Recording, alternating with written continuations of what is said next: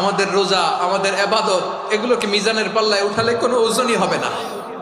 তবে আমাদের একটা কৌশল জানা আছে, আমরা আল্লাহর রহমতের ভিখারি। আমরা সেদিন আগেই গুনার স্বীকৃতি দিয়ে দেব। আমরা বলবো, আল্লাহ তুমি প্রশ্ন করার আগে তোমার একটা কথা বলি, আমারে কিছু জিজ্ঞেস করো না, আমি সব করেছি। এমন কোন পাপ নাই যে পাপ আমারে দিয়ে হয় নাই।